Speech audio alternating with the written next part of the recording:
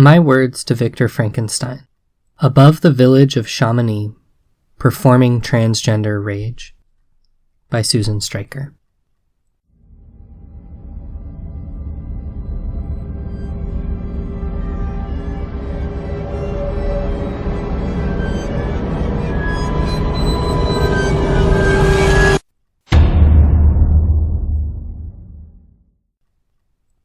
Monologue.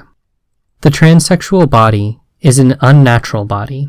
It is the product of medical science. It is a technological construction. It is flesh torn apart and sewn together again in a shape other than that which it was born. In these circumstances, I find a deep affinity between myself, as a transsexual woman, and the monster in Mary Shelley's Frankenstein. Like the monster, I am too often perceived as less than fully human, due to the means of my embodiment. Like the monsters as well, my exclusion from human community fuels a deep and abiding rage in me, that I, like the monster, direct against the conditions in which I must struggle to exist. I am not the first to link Frankenstein's monster to the transsexual body. Mary Daly makes the connection explicit by discussing transsexuality in Boundary Violation and the Frankenstein Phenomenon, in which she characterizes transsexuals as the agents of a necrophilic invasion of female space. Janice Raymond, who acknowledges Daly as a formative influence, is less direct when she says that the problem of transsexuality would be best served by morally mandating it out of existence. But in this statement, she nevertheless echoes Frankenstein's feelings toward the monster. Begone, vile insect, or rather stay, that I may trample you to dust. You reproach me with your creation. It is a commonplace of literary criticism to note that Frankenstein's monster is his own dark, romantic double, the alien other he constructs upon which he projects all he cannot accept in himself. Indeed, Frankenstein calls the monster my own vampire, my own spirit set loose from the grave. Might I suggest that Daly, Raymond, and others of their ilk similarly construct the transsexual as their own particular golem? The attribution of monstrosity remains a palpable characteristic of most lesbian and gay representations of transsexuality, displaying in unnerving detail the anxious, fearful underside of the current cultural fascination with transgenderism. Because transsexuality, more than any other transgender practice or identity, represents the prospect of destabilizing the foundational presupposition of fixed genders upon which a politics of personal identity depends. People who have invested their aspirations for social justice in identitarian movements say things about us out of sheer panic that, if said of other minorities, would see print only in the most hate-riddled white supremacist Christian fascist rags. To quote extensively from one letter to the editor of a popular San Francisco gay lesbian periodical, I consider transsexualism to be a fraud, and the participants in it perverted.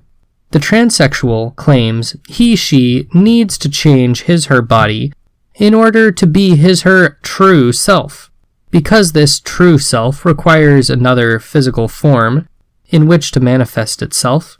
It must therefore war with nature. One cannot change one's gender. What occurs is a cleverly manipulated exterior. What has been done is mutation. What exists beneath the deformed surface is the same person who was there prior to the deformity.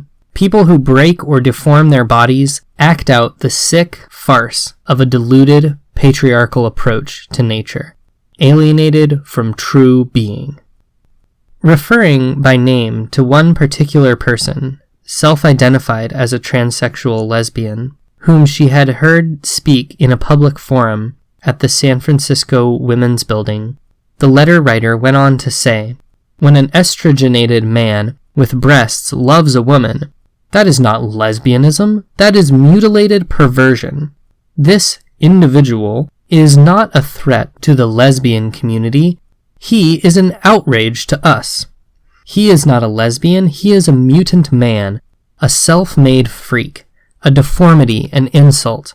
He deserves a slap in the face. After that, he deserves to have his body and mind made well again. When such beings as these tell me I war with nature, I find no more reason to mourn my opposition to them, or the order they claim to represent, than Frankenstein's monster felt in his enmity to the human race. I do not fall from grace of their company. I roar gleefully away from it like a Harley-straddling, dildo-packing leather dyke from hell. The stigmatization fostered by this sort of pejorative labeling is not without consequence. Such words have power to destroy transsexual lives. On January 5, 1993, a 22-year-old pre-operative transsexual woman, Felissa Vestima, wrote in her journal, "I wish I was anatomically normal, so I could go swimming. But no, I'm a mutant. Frankenstein's monster." 2 months later, Felissa Vestima committed suicide. What drove her to such despair was the exclusion she experienced in Seattle's queer community, some members of which opposed Felissa's participation because of her transsexuality. Even though she identified as and lived as a bisexual woman, the Lesbian Resource Center, where she served as a volunteer, conducted a survey of its constituency to determine whether it should stop offering services to male-to-female transsexuals. Felissa did the data entry for tabulating the survey results. She didn't have to imagine how people felt about her kind. The Bisexual Women's Network announced that if it admitted transsexuals, the SBWN would no longer be a women's organization. I'm sure, one member said in reference to the inclusion of bisexual, transsexual women, the boys can take care of themselves. Felissa Vestima was not a boy, and she found it impossible to take care of herself. Even in death, she found no support from the community in which she claimed membership. Why didn't Felissa commit herself for psychiatric care? Asked a columnist in Seattle Gay News. Why didn't Felissa demand her civil rights? In this case, not only did the angry villagers hound their monster to the edge of town, they reproached her for being vulnerable to the torches. Did Felissa Vestima commit suicide, or did the queer community of Seattle kill her? I want to lay claim to the dark power of my monstrous identity, without using it as a weapon against others, or being wounded by it myself. I will say this as bluntly as I know how. I am a transsexual, and therefore, I am a monster. Just as the words dyke, fag, queer, slut, and whore have been reclaimed, respectively, by lesbians and gay men, by anti-assimilationist sexual minorities, by women who pursue erotic pleasure, and by sex industry workers, words like creature, monster, and unnatural need to be reclaimed by the transgendered. By embracing and accepting them, even piling one on top of another, we may dispel their ability to harm us. A creature, after all, in the dominant tradition of Western European culture, is nothing other than a created being, a made thing. The affront you humans take at being called a creature results from the threat the term poses to your status as lords of creation. Beings elevated above mere material existence, as in the case of being called it. Being called a creature suggests the lack or loss of superior personhood. I find no shame, however, in acknowledging my egalitarian relationship with non-human material being. Everything emerges from the same matrix of possibilities. Monster is deprived from the Latin noun monstrum, divine portent, itself formed on the root of the verb monere, to warn. It came to refer to living things of anomalous shape or structure. to fabulous creatures like the Sphinx, who were composed of strikingly incongruous parts, because the ancients considered the appearance of such beings to be a sign of some impending supernatural event. Monsters, like angels, functioned as messengers and heralds of the extraordinary. They served to announce impending revelation, saying in effect, "Pay attention, something of profound importance is happening." Hearken unto me, fellow creatures, I who have dwelt in a form unmatched, with my desire, whose flesh has become an assemblage of incongruous anatomical parts. I who achieve the similitude of a natural body only through an unnatural process. I offer you this warning. The nature you bedevil me with is a lie. Do not trust it to protect you from what I represent, for it is a fabrication that cloaks the groundlessness of the privilege you seek to maintain for yourself at my expense. You are as constructed as me. The same anarchic womb has birthed us both. I call upon you to investigate your nature as I have been compelled to confront mine. I challenge you to risk the abjection and flourish, as well have I. Heed my words, and you may well discover the seams and sutures in yourself.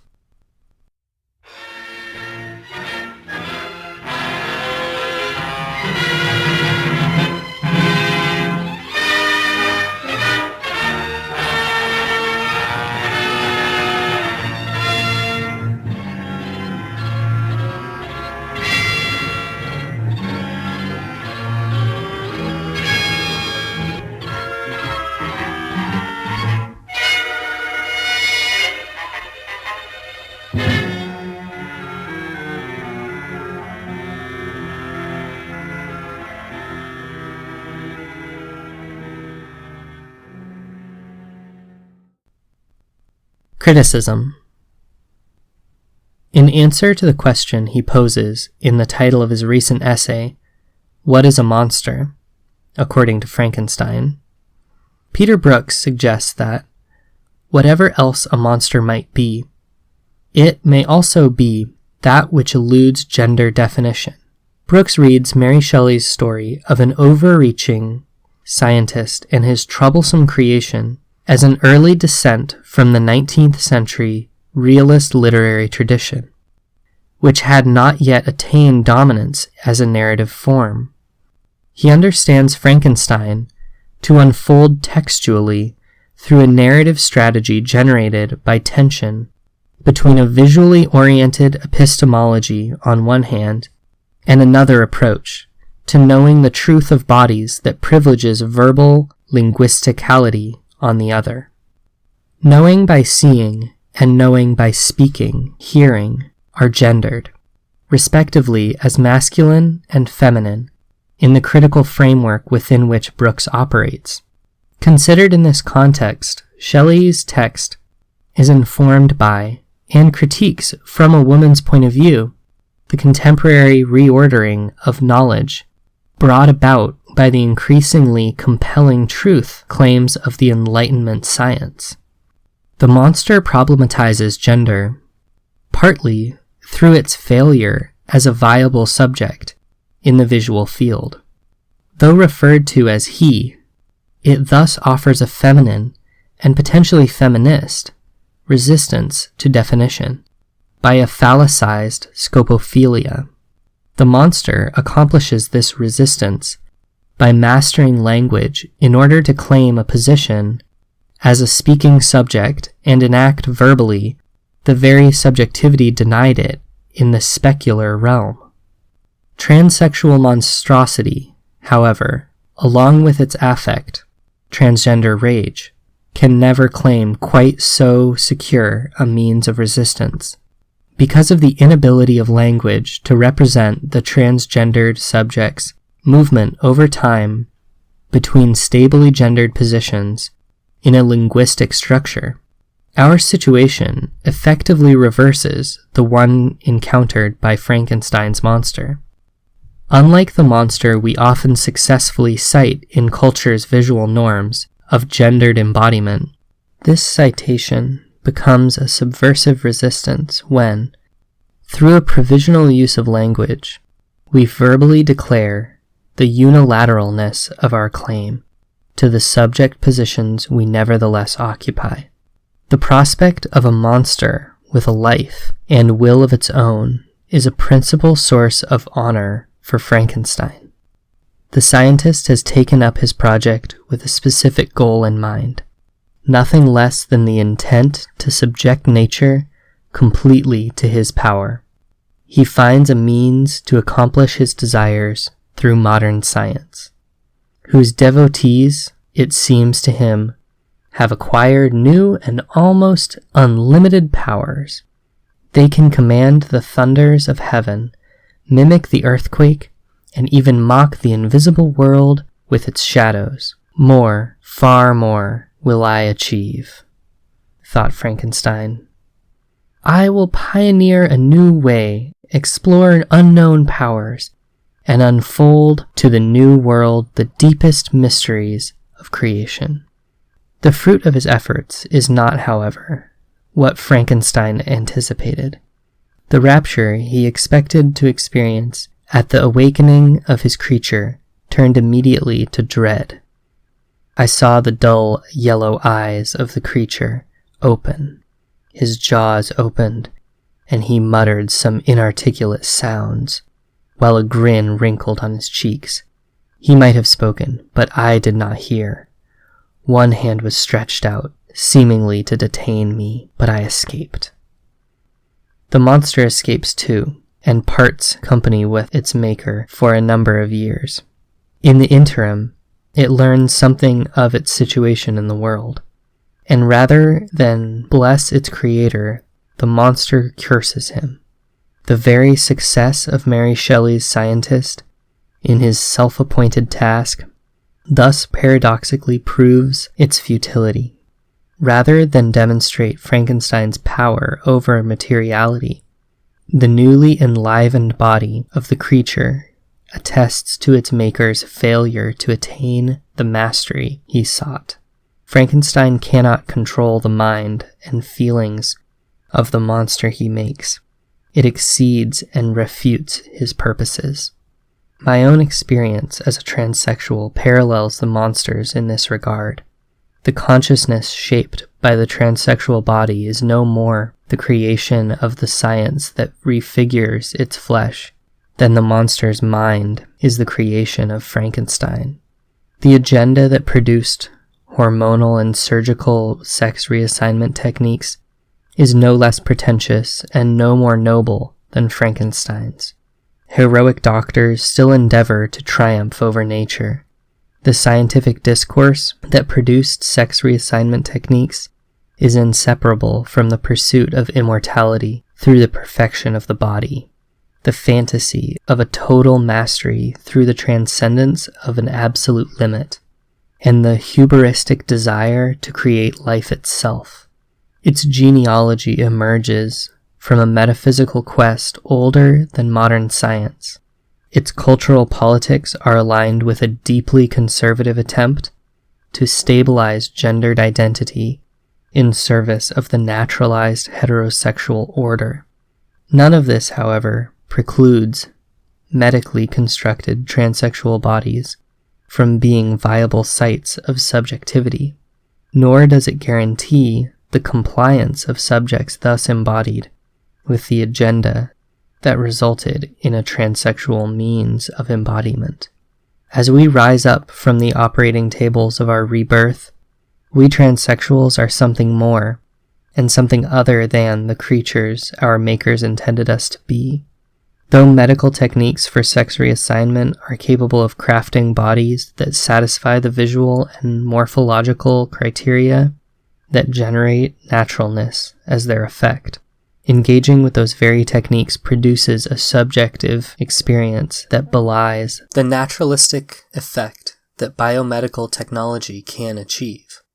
Transsexual embodiment, like the embodiment of the monster, places its subject in an unassimilable antagonistic queer relationship to nature, in which it must nevertheless exist. Frankenstein's monster articulates its unnatural situation with the natural world with far more sophistication in Shelley's novel than might be expected by those familiar only with the version played by Boris Karloff in James Whale's classic films from the 1930s. Film critic Vito Russo suggests that Whale's interpretation of the monster was influenced by the fact that the director was a closeted gay man at the time he made his Frankenstein films. The pathos he imparted to his monster derived from the experience of his own hidden sexual identity, monstrous and unnatural in the eyes of the world, but seeking only the love of his own kind and the acceptance of human society. Whale's creature externalizes and renders visible the nightmarish loneliness and alienation that the closet can breed. But this is not the monster who speaks to me so potently of my own situation as an openly transsexual being. I emulate instead Mary Shelley's literary monster, who is quick-witted, agile, strong, and eloquent. In the novel, the creature flees Frankenstein's laboratory and hides in the solitude of the Alps, where, by stealthy observation of the people it happens to meet, it gradually acquires a knowledge of language, literature, and the conventions of European society. At first it knows little of its own condition. I had never yet seen a being resemble me, or who claimed any intercourse with me. The monster notes, "What does this mean? Who was I? What was I? Whence did I come? What was my destination?" These questions continually reoccurred, but I was unable to solve them. Then, in the pocket of the jacket it took, as it fled the laboratory, the monster finds Victor Frankenstein's journal and learns of the particulars of its creation. "I sickened as I read," the monster says. "Increase of knowledge only discovered to me what a wretched outcast I was." Upon learning its history and experiencing the rejection of all whom it reached out for companionship, the creature's life takes a dark turn. "My feelings were those of rage and revenge," the monster declares. "I, like the arch-fiend, bore a hell within me. It would have been happy to destroy all of nature, but it settles finally on a more expedient plan to murder systematically all those who Victor Frankenstein loves. Once Frankenstein realizes that his own abandoned creation is responsible for the deaths of those most dear to him, he retreats in remorse to a mountain village above his native Geneva, to ponder his complicity in the crimes the monster has committed. While hiking on the glaciers in the shadow of Mont Blanc, above the village of Chamounix, Frankenstein spies a familiar figure approaching him, across the ice. Of course, it is the monster, who demands an audience with its maker. Frankenstein agrees, and the two retire together to a mountain's cabin. There is a monologue that occupies nearly a quarter of the novel. The monster tells Frankenstein the tale of its creation, from its own point of view, explaining to him how it became so enraged. These are my words to Victor Frankenstein.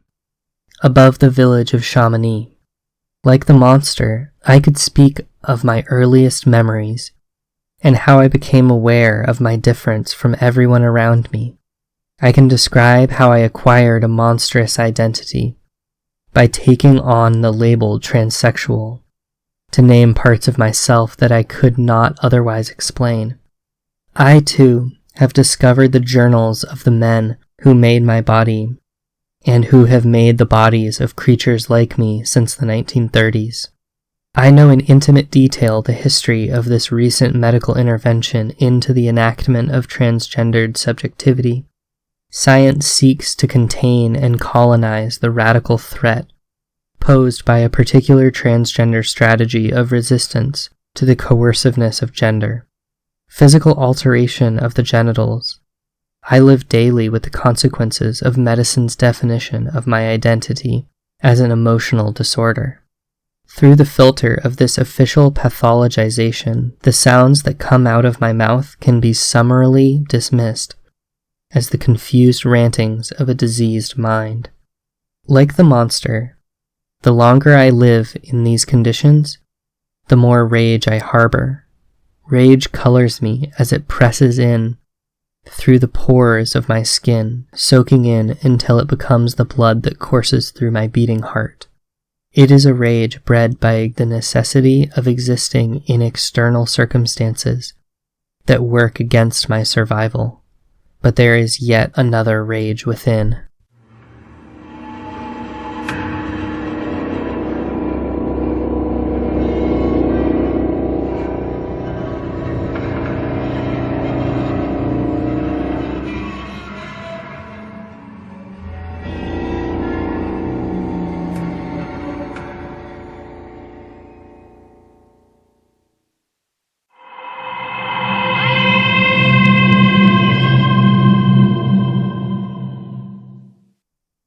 Journal, February 18th, 1993. Kim sat between my spread legs, her back to me, her tailbone on the edge of the table. Her left hand gripped my thigh so hard the bruises are still there a week later, sweating and bellowing. She pushed one last time, and baby finally came. Through my lover's back, against the skin of my own belly, I felt a child move out of another woman's body into the world. Stranger's hand snatched it away to suction the sticky green meconium from its airways. "It's a girl," somebody said. Paul, I think. Why then did a jumble of dark, unsolicited feelings emerge wordlessly from some quiet back corner of my mind? This moment of miracles was not the time to deal with them. I pushed them back, knowing they were too strong to avoid for long. After 3 days, we were all exhausted, slightly disappointed that complications had forced us to go to Kaiser instead of having the birth at home. I wonder what the hospital staff thought of our little tribe swarming all over the delivery room. Stephanie, the midwife, Paul, the baby's father, Kim's sister, Gwen, my son, Wilson, and me, and the 2 other women who make up our family, Anne and Heather, and of course Kim and the baby. She named her Denali, after the mountain in Alaska. I don't think the medical folks had a clue as to how we all considered ourselves to be related to each other.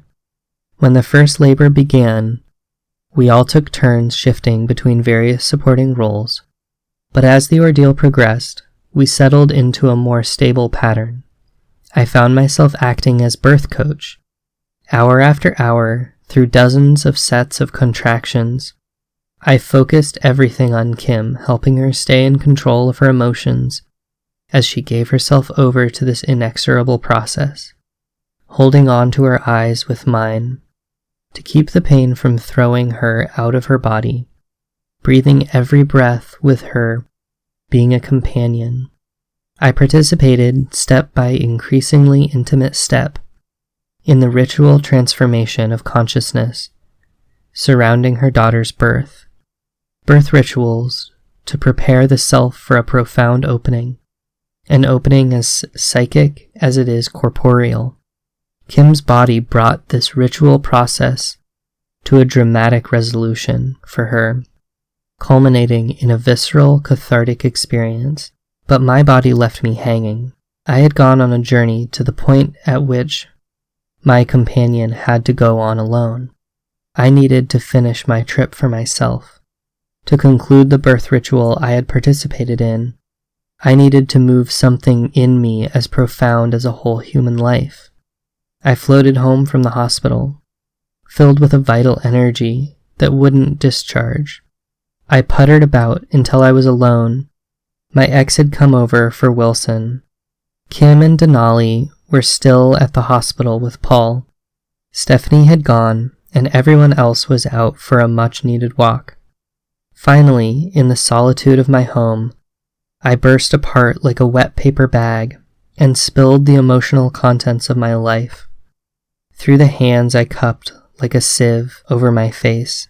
For days, as I had accompanied my partner on her journey, I had been progressively opening myself and preparing to let go of whatever was deepest within. Now everything in me flowed out, moving up from inside and out, through my throat, my mouth, because these things could never pass between the lips of my cunt. I knew the darkness I had glimpsed earlier would reemerge, but I had vast oceans of feeling to experience before that came up again. Simple joy in the presence of new life came bubbling out first. Wave after wave of it. I was so incredibly happy. I was so in love with Kim, had so much admiration for her strength and courage. I felt pride and excitement about the queer family we were building with Wilson, Anne, Heather, Denali, and whatever babies would follow. We've all tasted an exhilarating possibility in communal living, and these nurturing, bonded kinships, for which we have no adequate names.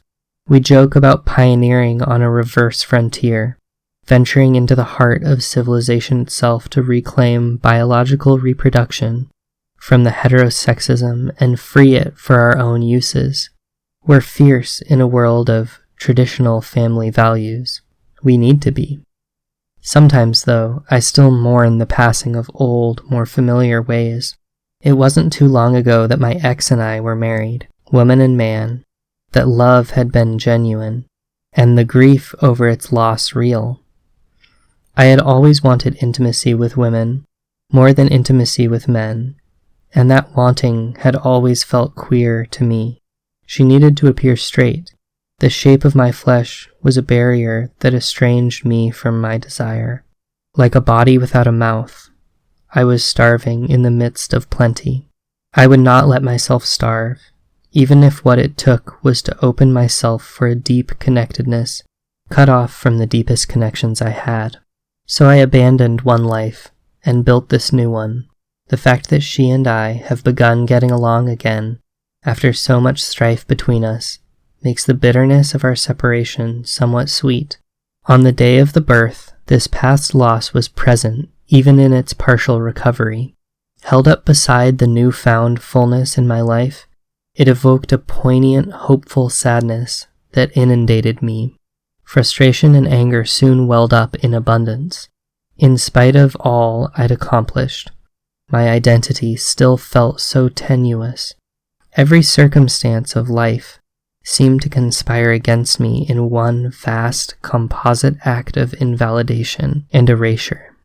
In the body I was born with, I had been invisible as the person I considered myself to be. I had been invisible as a queer, while the form of my body made my desires look straight. Now as a dyke, I am invisible among women as a transsexual. I am invisible among dykes. As the partner of a new mother, I am often invisible as a transsexual, a woman, and a lesbian. I've lost track of the friends and acquaintances these past 9 months who've asked me if I was the father. It shows so dramatically how much they simply don't get what I'm doing with my body. The high price of whatever visible, intelligible self-representation I have achieved makes the continuing experience of invisibility maddeningly difficult to bear. The collective assumptions of the naturalized order soon overwhelmed me. Nature exerts such a hegemonic oppression. Suddenly I felt lost and scared, lonely and confused. How did that little Mormon boy from Oklahoma I used to be grow up to be a transsexual leather dyke in San Francisco with a Berkeley PhD? Keeping my bearings on such a long and strange trip seemed a ludicrous proposition. Home was so far behind me. It was gone forever, and there was no place to rest. Battered by heavy emotions and a little dazed, I felt the inner walls that protect me dissolve to leave me vulnerable to all that could harm me. I cried and abandoned myself to abject despair over what gender had done to me. Everything's fucked up, beyond all recognition. This hurts too much to go on. I came as close today as I'll ever come to giving birth. Literally. My body can't do that. I can't even bleed without a wound. And yet I claim to be a woman. How? Why have I always felt that way? I'm such a goddamn freak. I can never be a woman like other women. But I could never be a man. Maybe there really is no place for me in all creation. I'm so tired of this ceaseless movement. I do war with nature. I'm alienated from being. I'm a self-mutilated deformity, a pervert, a mutant, trapped in monstrous flesh. God, I never wanted to be trapped again. I've destroyed myself. I'm falling into darkness. I'm falling apart. I enter the realm of my dreams. I'm underwater, swimming upward. It's dark. I see a shimmering light above me. I break through the plane of the water's surface with my lungs bursting. I suck for air and I find only more water. My lungs are full of water, inside and out. I'm surrounded by it. Why am I not dead if there is no difference between me and what I am in? There is another surface above me. I swim frantically towards it. I see shimmering light. I break the plane of the water's surface over and over again. This water annihilates me. I cannot be, and yet an excruciating impossibility. I am. I will do anything not to be here. I will swim forever. I will die for eternity. I will learn to breathe water. I will become the water. If I cannot change my situation, I will change myself. In this act of magical transformation, I recognize myself again. I am groundless, I am boundless movement. I am furious flow. I am one with the darkness and the wet. I am enraged.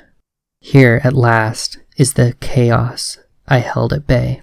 Here at last is my strength. I am not the water, I am the wave, and rage is the force that moves me. Rage gives me back my body as its own fluid medium. Rage punches a hole in water, around which I coalesce to allow the flow to come through me. Rage constitutes me in my primal form. It throws my head back, pulls my lips back over my teeth, opens my throat and rears me up to howl, and no sound dilutes the pure quality of my rage. No sound exists in this place without language. My rage is a silent raving. Rage throws me back at last into this mundane reality, in this transfigured flesh that aligns me with the power of my being. In birthing my rage has rebirthed me.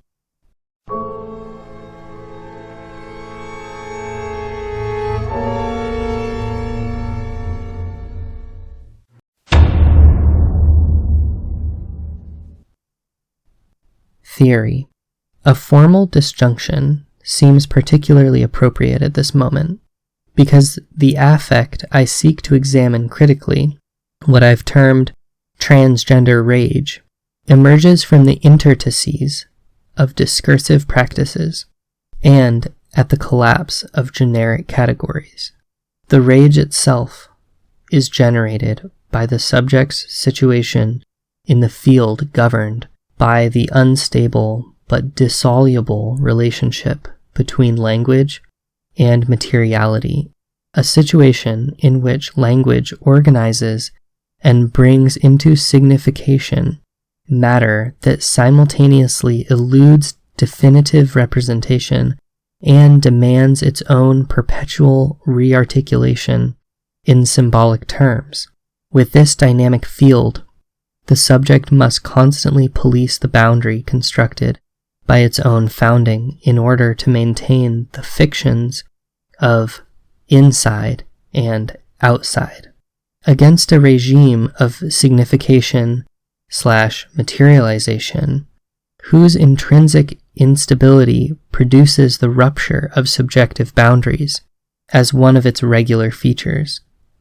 The affect of rage, as I seek to define it, is located at the margin of subjectivity and the limit of signification.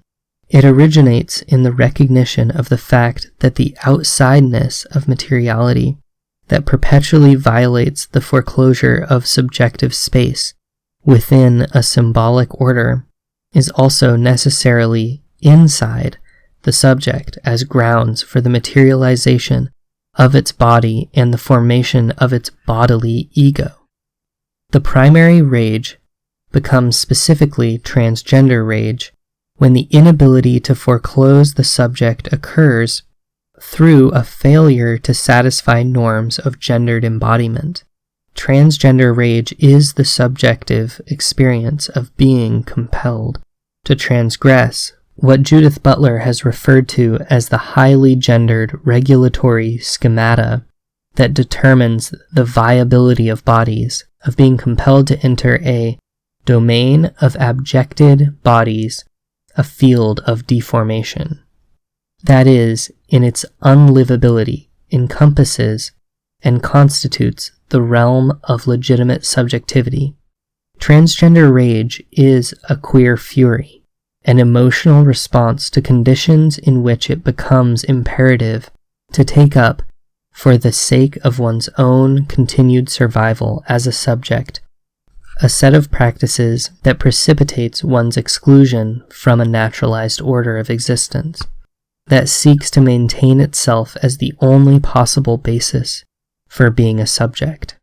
However, by mobilizing gendered identities and rendering them provisional, open to strategic development and occupation, this rage enables the establishment of subjects into new modes, regulated by different codes of intelligibility.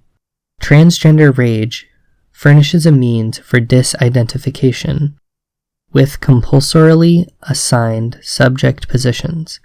It makes the transition from one gendered subject position to another possible by using the impossibility of complete subjective foreclosure to organize an outside force as an inside drive, and vice versa. Through the operation of rage, the stigma itself becomes the source of transformative power. I want to stop and theorize at this particular moment in the text because, in the lived moment of being thrown back from a state of abjection, in the aftermath of my lover's daughter's birth, I immediately began telling myself a story to explain my experience. I started theorizing, using all the conceptual tools my education had put at my disposal. Other true stories of those events could undoubtedly be told, but upon my return, I knew for a fact what lit the fuse to my rage in the hospital delivery room. It was the non-consensuality of the baby's gendering. You see, I told myself, wiping snot off my face with a shirt sleeve, bodies are rendered meaningful only through some culturally and historically specific mode of grasping their physicality that transforms the flesh into useful artifact. Gendering is the initial step in this transformation, inseparable from the process of forming an identity, by means of which we are fitted to a system of exchange in a heterosexual economy. Authority seizes upon specific material qualities of the flesh, particularly the genitals, as outward indication of future reproductive potential, constructs this flesh as a sign, and reads it to enculturate the body. Gender attribution is compulsory. It codes and deploys our bodies in ways that materially affect us. Yet we choose neither our marks nor the meanings they carry. This was the act accomplished between the beginning and the end of that short sentence in the delivery room. It's a girl. This was the act that recalled all the anguish of my own struggles with gender. But this was also the act that enjoined my complicity in the non-consensual gendering of another. A gendering violence is the founding condition of human subjectivity.